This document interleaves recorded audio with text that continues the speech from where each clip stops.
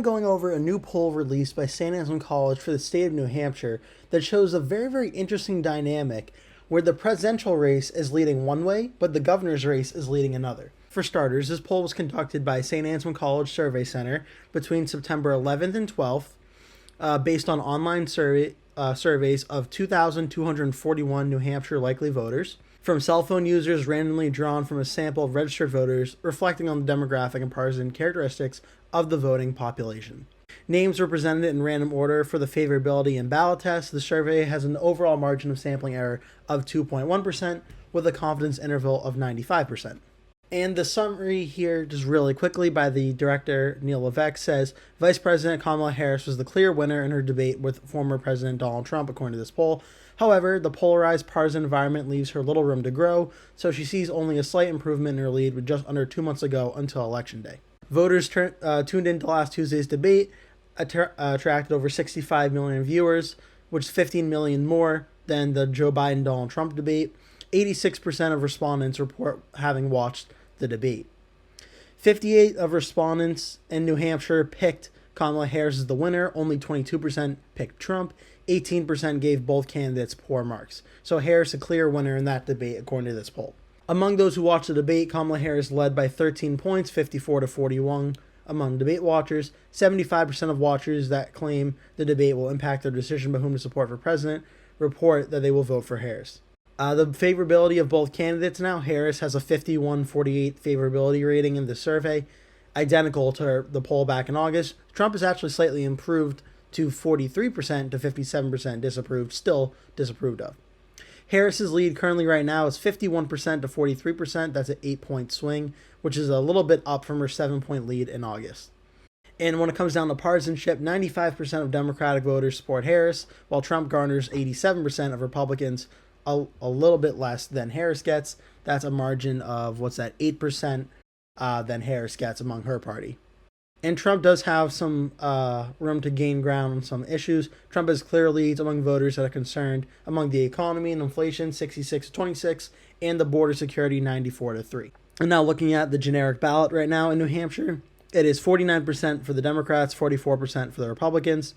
For the right track, wrong track of the country, 60% believe we're on the wrong track, 31% believe we are on the right track.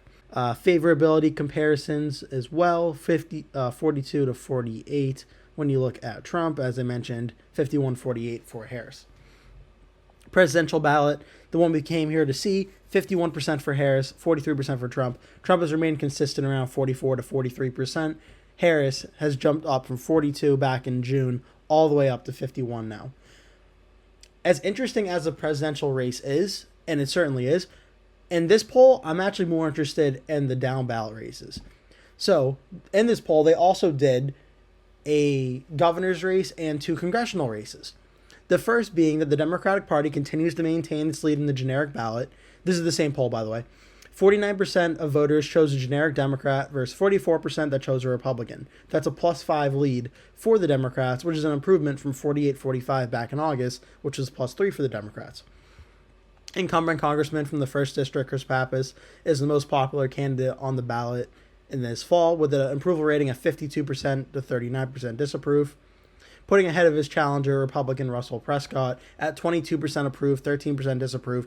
Lots of undecided or never heard of percentage there. In the 2nd District, Democratic candidate Maggie Goodlander has a 38% favorable to 27% unfavorable image, somewhat better than her Republican challenger, Lily Tang Williams, who is 28% to 22% favorable to unfavorable. In the congressional races, this will probably be close to me wrapping up on this part, but Pappas leads Prescott by 12 points, 50-38. Goodlander leads Lily Tang Williams by 11 points, 49-38. I expect both of these races to be won by the Democrats. The main interesting thing here is the governor's race, where incumbent Governor Chris Sununu is retiring. He's not running for re-election. The candidates are now set, where former Senator and Attorney General of New Hampshire Kelly Ayotte is the Republican candidate up against former Mayor of Manchester, Democrat Joyce Craig. And Ayotte holds a 3-point lead at 46% to 43%.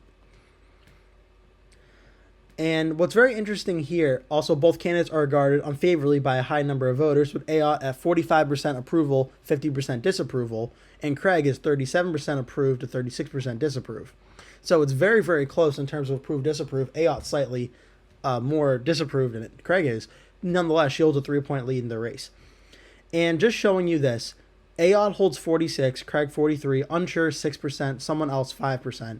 Definitely enough close margin, just outside of the margin of error, but definitely a close enough race. So there's a lot of undecided support here. That 6% that could swing the election one way or the other. But it's very interesting because everything about this, we know New Hampshire is going to go for Kamala Harris over Donald Trump. We just don't really know the margin. This poll says it's 8 points. I think somewhere between 8 to 10 is probably most likely. I just don't think New Hampshire is a state the Trump campaign is really trying to win too much. I think they know the writing's on the wall in that state. But on the same ballot, Kelly Ayotte's leading 46 to 43, where every other candidate on the ballot right now for federal office, for president and Congress, is losing. And what's the reason for this? Well, typically when a long-term incumbent retires, the opposition party is either favored or certainly feels a lot of momentum to run, to replace the outgoing candidate, because voters like change. Has been one party for a long time. Sununu's been in office since 2016. Maybe New Hampshire feels like they want to go in a different direction and elect a Democrat this time. At least in this poll, it does not show that, where Ayotte is up by 3. Whereas the Democratic incumbent, Chris Pappas, in the 1st Congressional District, is up by 12 points and is very likely to win the election. There's a retiring incumbent in the 2nd Congressional District, but the Democratic challenger now has 49%, Republican is 38%. It looks like the Democrat will win here too. So instead of the opposition party winning the retiring incumbent's race in the 2nd Congressional District and in the governor's race, the party that has the retiring incumbent both are leading right now. And that's very interesting because that's not something you see a ton of too often. And for instance, in Maryland, where there's a retiring Democratic senator and Larry Hogan is running, the former governor of Maryland, for the seat, it's a much closer race than initially expected. The Democratic candidate will still probably win that race, but it's interesting how close it is. New Hampshire is very interesting that even though there's a retiring incumbent, Kelly Ayotte is still leading at this time. And to me, that's very interesting because, as they mentioned, Ayotte's approvals in the state of New Hampshire, I mean, they're not amazing, to be honest. 45% approve, 50% disapprove, according to this poll.